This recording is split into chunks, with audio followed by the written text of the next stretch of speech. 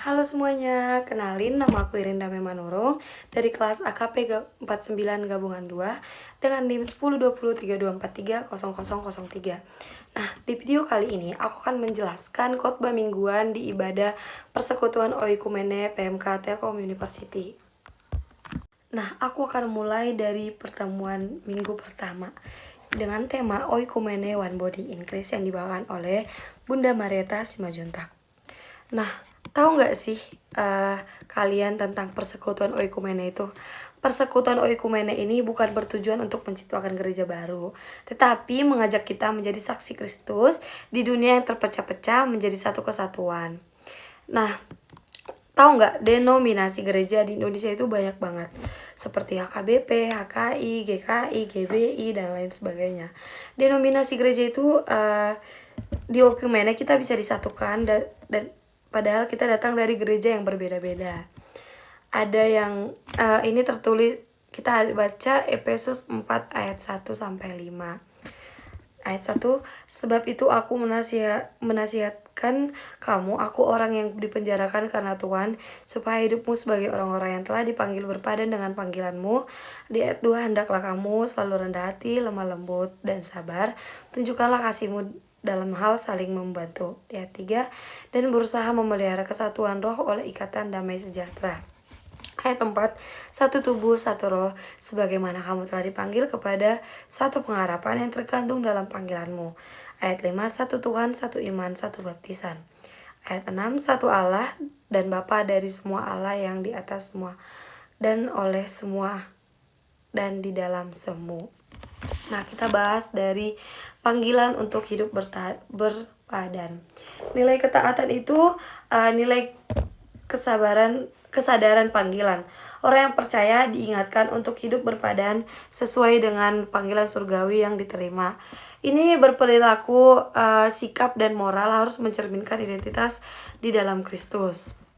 Nilai kerendahan hati. Nilai kerendahan hati ini kita harus menyadari diri kita sebagai orang yang berdosa dan diselamatkan oleh anugerah. Nilai kelemah lembutan, tidak mudah marah, sikap lembut, sabar dalam menghadapi kekurangan orang-orang di sekitar kita.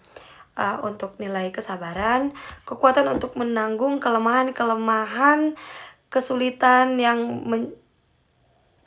dan kita tidak mudah menyerah atau terpecah karena adanya perbedaan di antara kita.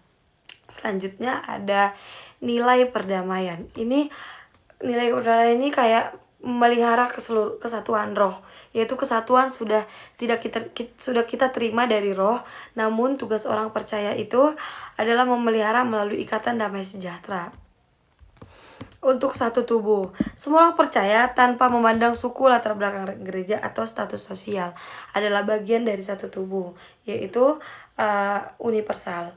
Yaitu kita itu datang dari gereja berbeda-beda tapi dengan kepala yang satu, yaitu Yesus Kristus. Untuk satu roh, semua dihidupkan dalam pimpinan Roh Kudus. Satu pengharapan, semua memiliki satu panggilan untuk mencapai tujuan mulia di masa depan. Satu Yesus Kristus adalah Tuhan dan kepala dari semua orang percaya.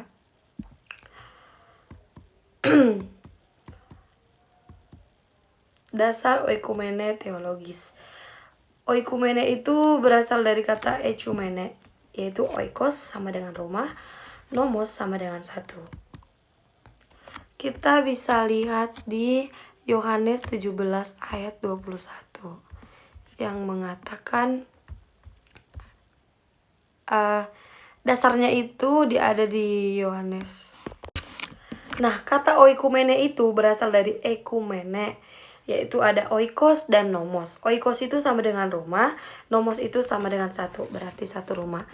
Dasarnya itu ada di Yohanes 17 ayat 21 dan 1 Korintus 12 ayat 12 sampai 27. Kesatuan itu bukan keseragaman, teman-teman. Di sini kita bukan membentuk, tujuannya dari khotbah ini bukan membentuk gereja yang baru, tetapi jadi saksi Kristus di dunia yang terpecah-pecah. Kita tuh bisa mengaplikasikannya di lingkungan kampus. Aku akan menjelaskan contohnya oikumene diterapkan di lingkungan PMK Telkom University. Ada itu beberapa persekutuan. Yang pertama APTES, APFIK, APTAS, APEBKS, yang berfungsi sebagai rumah kita, tempat mahasiswa dari berbagai denominasi bertumbuh bersama dalam kehidupan pribadi. Nilai ini diwujudkan melalui kerendahan hati, komunikasi penuh kasih, dan mencari persamaan di dalam Kristus. Kesatuan ini bukan hanya untuk internal komunitas, tetapi juga sebagai kesaksian nyata bagi dunia bahwa hidup itu melalui persatuan umatnya. Nah, insight yang aku dapat dari khotbah ini adalah saya memahami bahwa kesatuan tubuh Kristus tidak berarti semua harus sama, tidak harus dari satu gereja. Tetapi dari setiap perbedaan itu justru dipakai Tuhan untuk menunjukkan kekayaan dan keindahan tubuhnya. Khotbah ini mengajarkan bahwa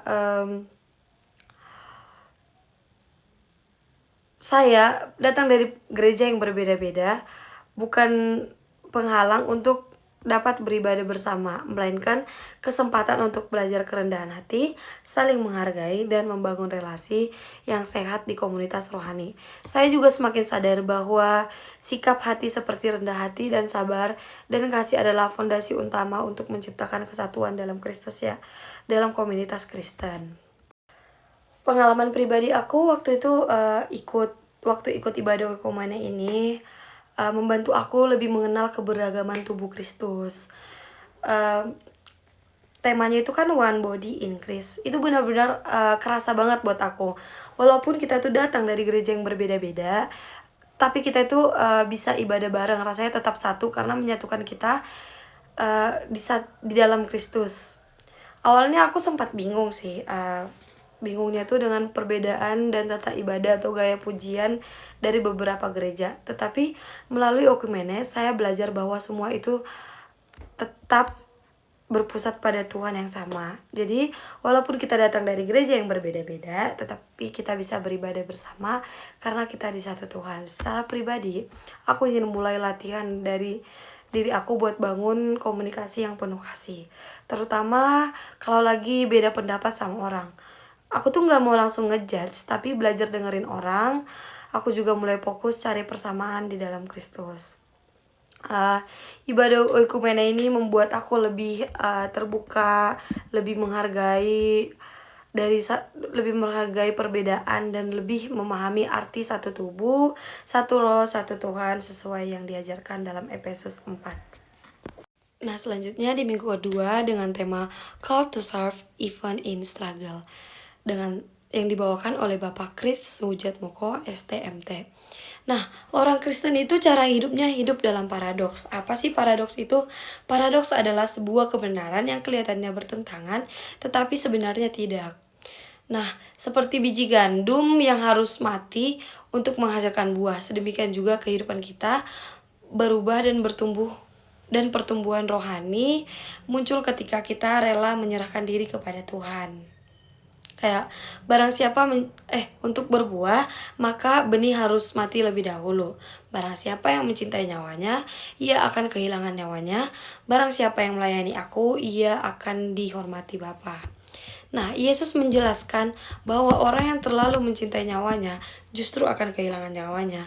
Tetapi yang rela mengikuti Yesus menerima hidup yang sejati, jalan menuju kemuliaan. Kemuliaan dalam kekristenan adalah melalui jalan yang tidak terduga, penderitaan salib, bukan kemudahan atau kemegahan duniawi. Seperti di Yohanes 12 ayat 23, saatnya telah tiba untuk anak manusia dimuliakan. Nah, melayani adalah panggilan yang selalu disertai pengorbanan. Tidak ada pelayanan yang otentik tanpa pergumulan. Kristus telah memberikan teladan, yaitu kemuliaan yang sejati diperoleh melalui ketaatan hingga mati. Nah, di sini ada prinsip pertama dari pelayanan yang berbuah. Prinsip pertama dari pelayanan berbuah adalah kematian diri yang radikal, sebagaimana biji gandum yang harus terkomposisi tadi dalam tanah untuk menghasilkan tunas baru.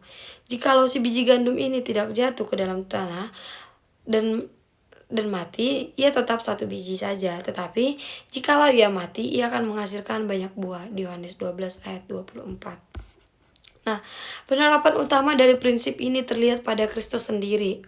Kematiannya di kayu salib bukanlah kecelakaan, melainkan rancangan ilahi untuk menghasilkan buah keselamatan yang berlimpah. Next, ada aplikasi hukum dari kematian. Aplikasi hukum dari kematian itu penyerahan total adalah kunci pelayanan yang berubah, melepaskan ambisi pribadi dari keinginan untuk diikuti demi tujuan yang lebih besar. Kematian diri bukan kehancuran total, melainkan transformasi seperti biji gandum yang berbuah menjadi tanaman baru. Pelayanan yang berhasil adalah yang berani mati terhadap yang pertama ambisi pribadi, kedua kebutuhan untuk pengakuan, ketiga rasa iman, keempat hak untuk mengendalikan hasil. Nah, dari khotbah ini menekankan pentingnya relasi hidup bisa berubah ketika seseorang bertemu pribadi yang baik dan menjadi relasi yang sehat. Nah, di sini kita disarankan untuk mengikut Kristus, mengharuskan kita untuk menyangkal diri dan rela kehilangan nyawa duniawi demi kemuliaan yang kekal. Ada di Yohanes 12 ayat 25. Barang siapa mencintai nyawanya, ia akan kehilangan nyawanya. Tetapi barang siapa yang mencintai nyawanya di dunia ini, ia akan memeliharanya untuk hidup yang kekal. Membenci nyawa bukanlah nihilisme, melainkan penyangkalan diri radikal, kesedihan untuk melepaskan segala sesuatu yang kita anggap sebagai hak atau kenyamanan demi mengutamakan Kristus di kerajaannya. Nah, aplikasi teologis kedaulatan Allah atas pergumulan itu. Kita tahu sekarang bahwa Allah turut dalam segala sesuatu untuk mendatangkan kebaikan bagi mereka yang mengasihi Dia, yaitu bagi mereka yang terpanggil sesuai dengan rencana Allah. Yang pertama, ada penderitaan dalam pelayanan tidak pernah terjadi secara acak atau di luar kendali Allah. Semuanya berada di bawah kedaulatannya. Yang kedua, Allah mengutamakan penderitaan untuk disiplin, untuk menghasilkan kebaikan, dan untuk membawa kemuliaan bagi dirinya. Yang ketiga, ketekunan dalam pelayanan bukanlah hasil kekuatan diri kita sendiri, melainkan pemberian anugerah Tuhan Allah yang telah tertahankan, yaitu irresistible grace. Yang terakhir, Roh Kudus menjadi sumber kekuatan, penghiburan, dan pemeliharaan kita dalam setiap pergumulan pelayanan. Nah, insight yang aku dapat dari khotbah ini, aku menyadari bahwa pertumbuhan rohani selalu membutuhkan pengorbanan, sama seperti benih yang harus mati untuk berbuah, Tuhan yang memukul kayu salib. Saya pun perlu melepaskan ego, kenyamanan, dan keinginan pribadi supaya Tuhan bisa membentuk hidup aku. Nah, pengalaman pribadi aku dari oikumene ini, melalui ibadah ini, aku merasakan bahwa mengikuti Tuhan tidak harus sendirian.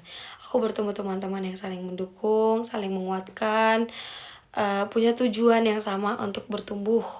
Dari oikumene ini juga aku belajar bahwa melayani Tuhan itu pergumulan, melayani Tuhan untuk pergumulan itu nyata. Ada teman yang capek kuliah tapi tetap hadir di pelayanan. Ada yang sedang menghadapi masalah pribadi tapi tetap memilih bersekutu. Itu menolong aku melihat gambaran nyata tentang biji gandum yang rela mati demi menghasilkan buah.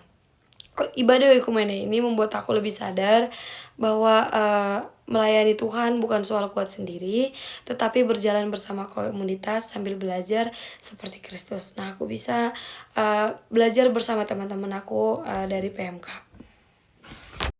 Oke, selanjutnya di minggu ketiga dengan tema Walking in God's Plan yang dibawakan oleh Bapak Linson Perlindungan Sitompul dengan ayat Yeremia 29 ayat 11.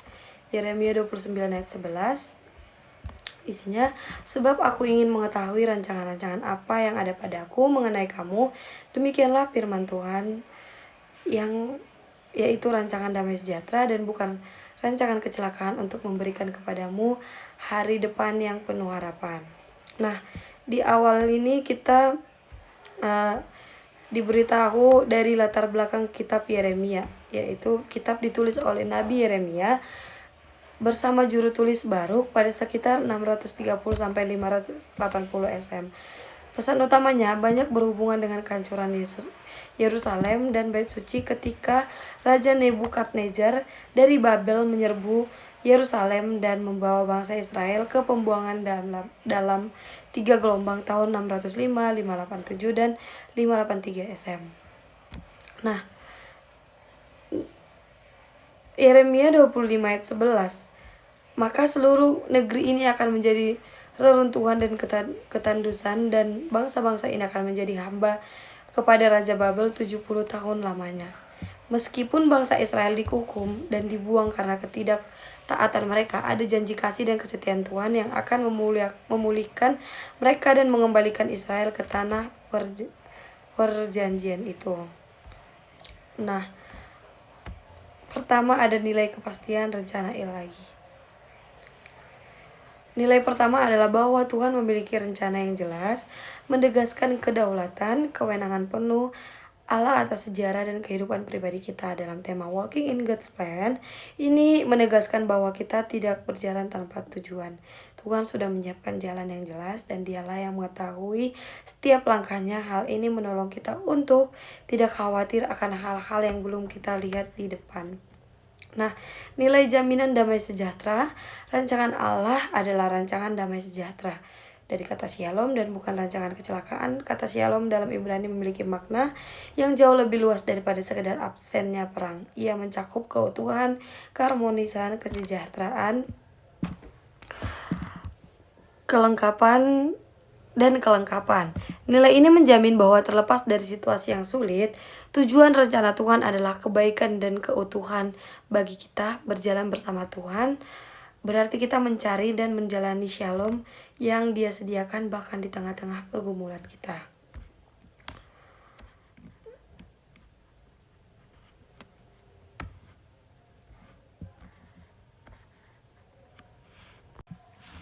Nah, selanjutnya ada nilai hari depan yang penuh harapan. Penuh harapan dari rencana Allah adalah memberikan kepadamu hari depan yang penuh harapan. Ini adalah pemulihan bahwa janji restorasi baik skala kolektif maupun pribadi. Nilai ini bisa menjadi motivasi dan sumber optimisme bagi orang percaya. Walking in God's Plan, kita ditolong atau didorong untuk bisa melampaui segala kesulitan kita sendiri, seperti stres kuliah, orang tua sakit, ditinggalin teman. Kita itu tetap didorong menuju hasil yang indah dan penuh pengharapan yang dijamin oleh Allah, hingga mengajarkan ketekunan dalam iman dan penolakan keputusasaan. Yang keempat ada nilai kepercayaan penuh dan ketaatan. Nah, ini ada di Yeremia 29 ayat 12 sampai 14.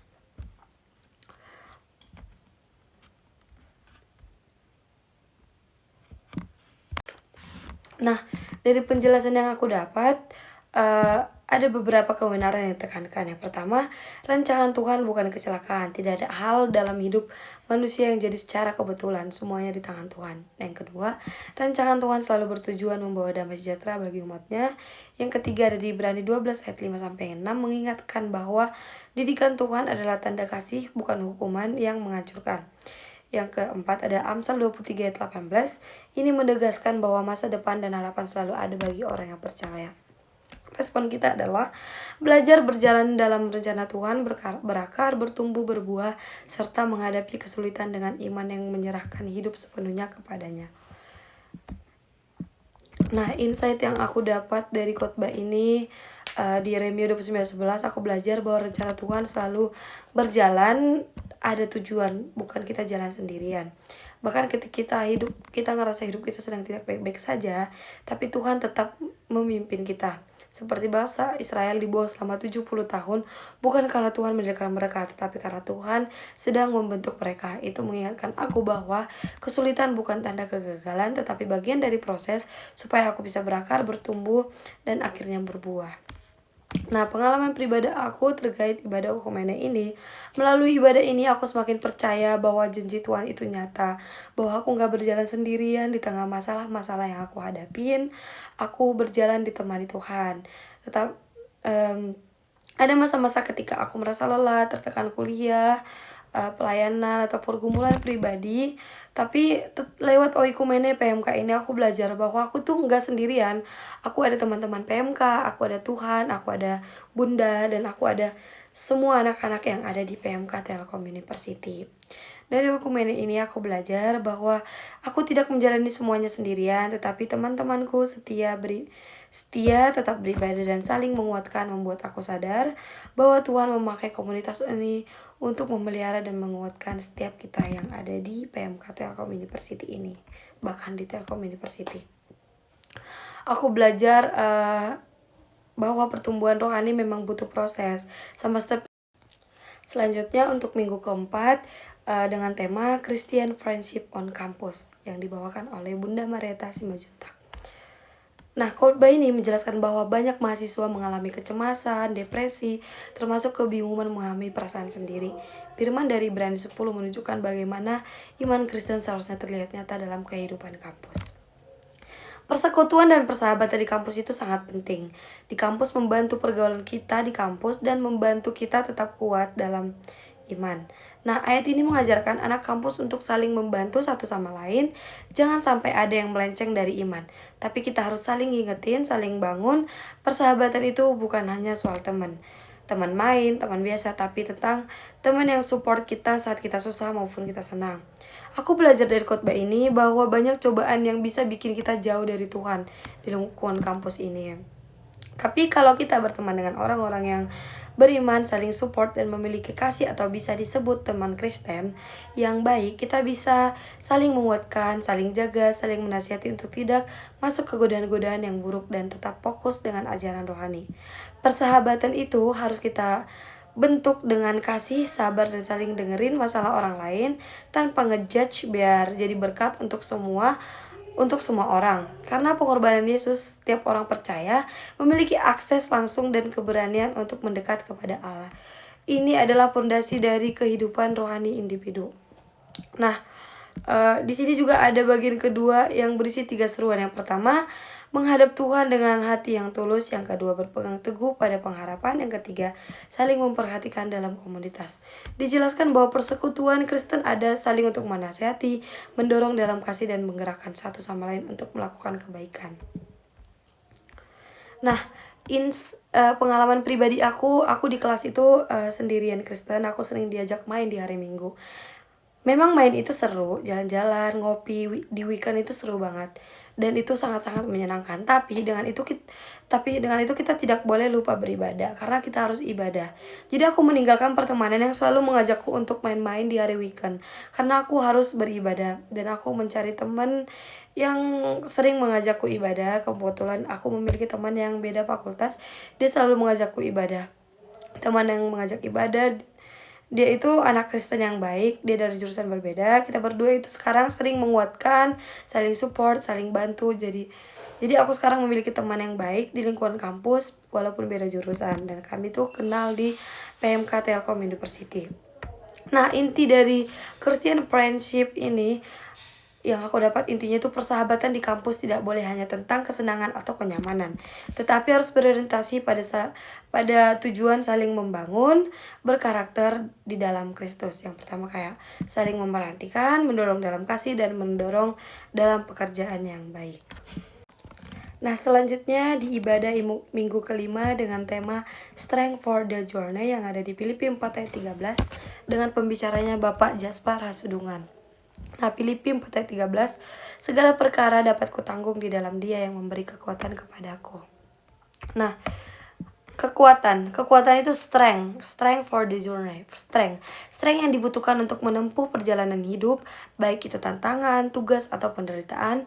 Itu bukan berasal dari diri kita sendiri atau sumber daya manusia, melainkan sepenuhnya berasal dari Kristus. Nilai ini menolak kesombongan diri dan mengarahkan fokus kepada ketergantungan total pada Tuhan. Ini mengajarkan bahwa ketika menghadapi kelemahan, kegagalan, bahkan kesuksesan, kita harus selalu mengakui bahwa Yesus Kristus adalah sumber kekuatan yang utama. Seperti di Filipi tadi, segala perkara dapat kutanggung. Ini mengajarkan bahwa kekuatan yang dari Tuhan itu sudah cukup untuk menghadapi situasi sulit di kehidupan kita. Bukan hanya 1 atau 2 masalah, tetapi semua hal yang telah diizinkan oleh Tuhan di dalam hidup kita ini. Nah, relevansinya hidup aku menjalani beberapa macam medan, yaitu kesenangan, penderitaan, keberhasilan, kegagalan, kekurangan, dan kelimpahan hidup. Nilai-nilai ini mengajarkan jaminan bahwa dalam Kristus kita memiliki kemampuan untuk bertahan, bertumbuh, dan melewati masalah, bukan untuk menghindari kesulitan, tetapi kita menanggungnya dalam kesusahan. Dapat kutanggung. Ini memberitahukan bahwa adanya Tuhan membutuhkan ketekunan dan ketaatan. Kita diajarkan bahwa iman harus diwujudkan dalam tindakan atau perbuatan, bukan hanya omongan saja. Kita hanya menunggu kekuatan datang, tetapi kita tidak boleh menunggu kekuatan datang, tapi kita harus bertindak. Strength for the journey. Nah, di dalam dia ini mengajarkan bahwa pemberdayaan ilahi itu terjadi dalam konteks hubungan yang intim dan berkelanjutan dengan Yesus Kristus. Kekuatan ini terkait dengan erat identitas dan status kita sebagai orang yang ada di dalam Dia. Strength for the journey bukanlah sekedar untuk mencapai tujuan duniawi, tetapi untuk memuliakan Kristus melalui segala hal yang kita lakukan dan kita alami. Kekuatan itu ada dan tersedia selama kita memegang teguh pada persekutuan dengan Kristus sendiri. Nah, insight yang aku dapat dari khotbah ini, aku belajar bahwa kekuatan yang sesungguhnya bukan berasal dari usaha pribadi, tetapi itu datang dari kemampuan dari Tuhan, dari Kristus yang memberi kita kemampuan untuk bertahan menghadapi setiap proses hidup. Khotbah ini membuka mata aku untuk membuka tembok digital adalah ancaman nyata bagi kehidupan rohani, bukan karena kita sengaja menjauh dari Tuhan, tetapi karena kita membiarkan distraksi kecil menggeser perhatian dan hati kita. Selain itu, aku belajar bahwa egoisme adalah musuh iman, karena ketika lebih mengandalkan diri sendiri justru lebih mudah goyah. Jadi kita harus mengandalkan Tuhan di dalam apapun yang terjadi di hidup kita. Nah, pengalaman pribadi aku terkait ibadah oikumene ini, aku merasakan bahwa persekutuan yang bantu aku keluar dari gelembung pribadi, karena aku sering banget mengikuti kata hati. Aku pernah melihat bahwa setiap mahasiswa punya pergumulan masing-masing, tetapi kami belajar memuji Tuhan bersama sebagai satu tubuh Kristus. Dari pengalaman itu aku belajar bahwa kekuatan iman seringkali muncul bukan hanya dari diri sendiri, tetapi lewat komunitas yang menguatkan. Aku juga menyadari bahwa selama ini aku sering teralihkan oleh dunia digital dan tuntunan kuliah, sehingga relasi dengan Tuhan terasa dangkal. Ibadah oikumene mengingatkan aku untuk kembali membangun kedekatan dengan Tuhan. Nah, untuk minggu ke-6 dengan tema respon yang tepat saat menghadapi pergumulan. Pembicaranya Pendeta Lina Arif, MTH Konselor. Khotbah ini menyampaikan bahwa hidup tidak pernah lepas dari pergumulan, namun di tengah-tengah keadaan yang berat, kita diajak untuk tetap berpegang teguh kepada Tuhan. Komitmen yang sungguh-sungguh kepadanya justru menjadi sumber kekuatan yang meneduhkan hati kita. Roma 5:4 menunjukkan bahwa ada proses Tuhan yang Tuhan kerjakan melalui penderitaan. Dari kesengsaraan lahirlah ketekunan. Dari ketekunan muncul ketahanan uji, dan dari ketahanan itu tumbuh pengharapan. Artinya pengharapan bukan sesuatu yang hadir begitu saja. Pengharapan terbangun melalui perjalanan hidup yang penuh tantangan. Seseorang yang masih mampu berharap adalah pribadi yang udah ditempa di kekuatan. Khotbah ini juga menekankan bahwa kita dipanggil untuk menjadi agen harapan bagi sesama, hadir untuk mereka, mau mendengarkan dan menemani tanpa sikap menghakimi. Manusia memang tidak dapat hidup tanpa pengharapan, dan pengharapan yang sejati tidak bersumber dari harta atau relasi, tetapi dari Yesus Kristus yang telah menyelamatkan kita. 1 Petrus 1 ayat 13. Sebab itu apapun pergumulan yang kita jalani, kita tetap diajak untuk berpengharapan di dalam Dia. Nah, insight yang aku dapatkan dari khotbah ini, aku memahami bahwa pengharapan bukan sesuatu yang muncul begitu saja, tetapi dibentuk melalui proses yang seringkali menyakitkan, melalui pergumulan Tuhan yang sedang kita kerjakan, pembentukan ketekunan dan karakter dalam diri saya. Aku juga disadarkan bahwa komitmen kepada Tuhan bukan hanya ucapan, melainkan keputusan yang diteguhkan meski keadaan tidak berpihak. Selain itu, aku tersentuh oleh panggilan untuk menjadi agen harapan. Selama ini aku cenderung terfokus pada pergumulan pribadi, tetapi khotbah ini membuka mata aku untuk juga mengutus aku menjadi penguat bagi orang lain, bukan untuk menghakimi, tetapi untuk mendengarkan. Nah, pengalaman pribadi terkait oikumene ini, melalui ibadah oikumene ini, aku merasa dikuatkan karena melihat bahwa banyak mahasiswa juga bergumul, namun tetap datang beribadah. Itu membuat aku sadar bahwa saya tidak sendirian, dan kehadiran seseorang pun bisa menjadi harapan bagi orang lain. Ibadah ini juga membantu aku menata kembali fokus di tengah tugas dan tekanan, diingatkan bahwa Tuhan sedang membentuk saya melalui proses yang saya jalani melalui komunitas Oikumene Pengharapan dan Iman, saya kembali diteguhkan. Minggu ketujuh dengan tema identitas diri dari Lukas 15 ayat 11 sampai 24, Roma 8 ayat 17, 1 Petrus 1 ayat 3 dengan pembicara P.S. Jeffrey Rachmat. Khotbah ini menyatakan bahwa memiliki identitas diri yang otentik adalah sangat penting. Dengan tidak adanya identitas yang terdefinisi dengan baik, individu mungkin menjadi rentan terhadap perasaan rendah diri, kognisi negatif, dan penilaian yang diperlakukan oleh orang lain secara historis. Musuh secara konsisten berusaha untuk merusak identitas manusia, baik di Taman Eden maupun selama cobaan Yesus, karena kesadaran tentang bagaimana identitas sangat memengaruhi lintasan kehidupan individu. Nah, narasi putra hilang Lukas 15 ayat 11 sampai 24 berfungsi sebagai ilustrasi yang menarik. Putra bungsu awalnya pergi dalam keadaan masa kanak-kanak, tidak bersalah, tetapi kembali dengan mentalitas yang mirip dengan seorang hamba karena dosa menimbulkan perasaan tidak layak. Namun Bapa mengembalikannya identitas melalui penyediaan pakaian cincin dan sandal terbaik, melambangkan pemulihan penuh martabat, otoritas, dan statusnya sebagai anak terkasih. Khotbah ini menjelaskan bahwa pertobatan tidak hanya mencakup kembali kepada yang ilahi, tetapi juga penerimaan identitas kita sebagai anak-anak pewaris Allah. Roma 8 ayat 17, akibatnya kita didesak untuk menghindari pola pikir yang lebih rendah dan merangkul identitas kita sebagai mahakarya ilahi, seperti diartikulasi dalam 1 Petrus 1 ayat 3.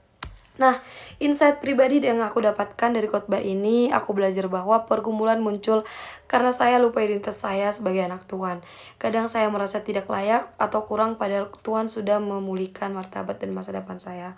Hingga anak kisah yang hilang mengingatkan bahwa bahwa Tuhan tidak menunggu saya menjadi layak. Dia sendiri yang memulihkan identitas saya. Hal terpenting yang saya dapatkan adalah bahwa cara saya melihat diri harus bersumber dari apa yang Tuhan katakan, bukan dari opini orang lain atau masa lalu. Nah, pengalaman pribadi terkait ini, ibadah oikumene membantu saya melihat diri dengan lebih benar. Di tengah tekanan kampus, saya sering merasa kurang, tetapi ibadah ini mengingatkan bahwa identitas saya tidak ditemukan oleh penilaian orang lain, tapi melalui pujian, firman, dan komunitas saya merasa diterima dan dikuatkan sebagai anak Tuhan. Dari ibadah ini saya belajar membangun identitas yang sehat berdasarkan kasih Tuhan. Untuk minggu ke-8 dengan tema Come a Guest Life as Family. Khotbah dalam ibadah ini diambil dari Roma 12 ayat 10 yang menekankan kasih storge, yaitu kasih seperti kasih antara saudara kandung. Melalui ayat ini jemaat diajak untuk belajar saling mengenal, saling mengasihi, dan saling menerima. Meskipun kita datang dari latar belakang yang berbeda, budaya dan karakter yang berbeda, Tuhan memampukan kita untuk dipersatukan melalui kasih yang tulus. Nah, Amsal 27 ayat 17, besi menajamkan besi, kembali menegaskan bahwa manusia dibentuk melalui relasi. Kita bertumbuh ketika berada dalam komunitas yang tepat, komunitas yang menguatkan, menegur dengan kasih, dan saling membangun karakter satu sama lain. Khotbah ini juga mengingatkan bahwa kita memang boleh selektif dan memilih teman, sebab pergaulan yang salah dapat merusak kebiasaan yang baik. 1 Korintus 15 ayat 33. Namun, memilih dengan selektif bukan berarti mencari keuntungan, popularitas, atau hubungan yang menguntungkan saja. Tuhan menginginkan kita membangun relasi yang sehat, relasi yang menolong pertumbuhan iman, membentuk karakter, dan saling menuntun kepada kebenaran. Bagi mahasiswa, pesan ini sangat relevan. Kita diajak untuk tidak hanya datang sebagai tamu, tetapi bertumbuh sebagai keluarga, baik di PMK maupun dalam komunitas lainnya. Nah, insight yang aku dapatkan dari ibadah ini adalah aku belajar bahwa komunitas rohani adalah tempat di mana kasih nyata dan pertumbuhan iman terjadi. Saya disadarkan bahwa saya tidak bisa bertumbuh sendirian. Saya tumbuhkan relasi yang sehat, teguran yang membangun, dan dukungan seperti keluarga. Saya juga belajar bahwa menjadi keluarga berarti saya sendiri harus mau memulai mengenal, peduli, dan membangun hubungan yang benar. Nah, pengalaman pribadi terkait oikumene ini, melalui oikumene ini aku merasa arti sebagai tamu itu pulang sebagai keluarga. Awalnya saya hanya datang sebagai peserta, tapi lama-lama aku diterima dan didukung. Ibadah ini mengingatkan aku bahwa aku tidak sendirian menghadapi tekanan kuliah, dan melalui komunitas ini, aku belajar mengasihi, membangun relasi yang sehat dan peduli pada sesama. Perlahan saat aku merasakan bahwa saya benar-benar memiliki keluarga rohani di kampus. Oke guys, sekian video dari aku. Jika ada yang salah dan yang kurang, mohon diberi di kolom komentar. Terima kasih, bye-bye.